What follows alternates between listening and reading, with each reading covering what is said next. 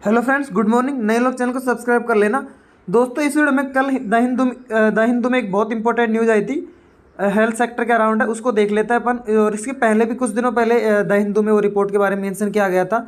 तो ये दूसरा आर्टिकल है जो इस रिपोर्ट पे आया है। तो ऐसी मिसलेनियस रिपोर्ट्स है, पूछी जा सकती है। और दोस्तों, आप सभी को ज़्यादा डीप में अंदर से डिटेल्स पूछ रहा है।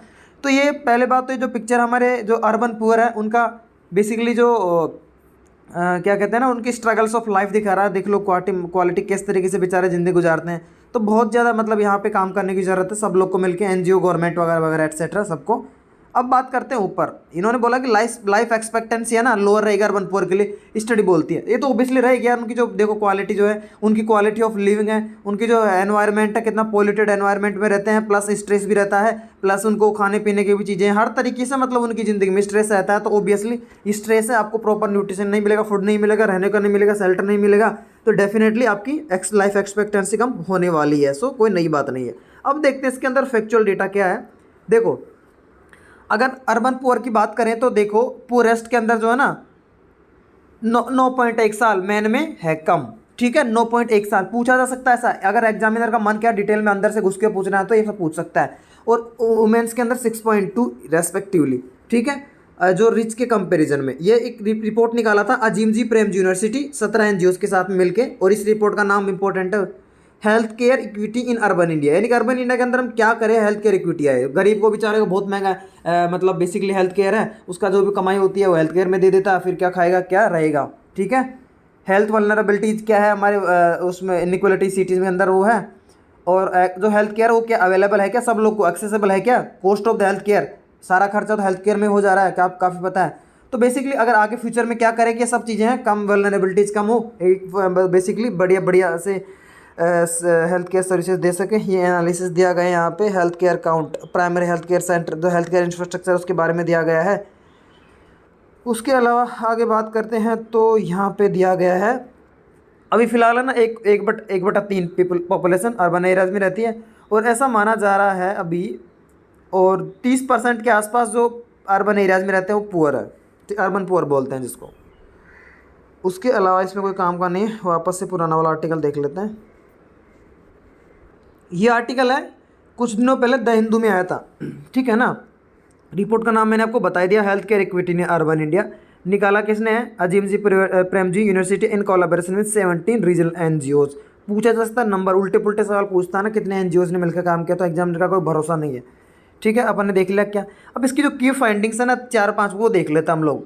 सबसे पहले तो राइजिंग अर्बन पॉपुलेशन है, यानी कि अर्बन जनता बढ़ रही है, सबको पता है 34% हो गई 2019 में। अर्बन पुअर, देखो अगर एग्जामिनर कुछ ज़्यादा ही मतलब स्मार्ट बनेगा तो सब भी पूरा रिपोर्ट का मेंशन करके ब्लैंक दे देगा, 34 का, तो ये पूछ सकता है। अर्बन पुअर 30% के आसपास है, इंपॉर्टेंट फैक्ट। लाइफ एक्सपेक्टेंसी अपन ने देखी 9.1 कम हो गई मेंस के लिए, 6.2 वुमेन्स के लिए। मेंस को ज़्यादा बाहर भी अर्निंग करनी रहती है, वो बेसिकली जो है जो अर्बन पुअर अर्बन इंडिया उसका पॉल्यूशन में भी है, वो बेसिकली उनका एक्सपोजर होता है, इसलिए ज़्यादा मतलब उनकी हेल्थ डिटर्ट हो जाती है, इसलिए कम लाइफ एक्सपेक्टेंसी रहनी है। अब दो इम्पोर्टेंट चीज़ है, देखो ये तो हालत, अब क्या सुधारा जाए भाई, कहाँ पे काम करा जाए। ठीक है, urban health governance basically challenges क्या है इसमें, ये है।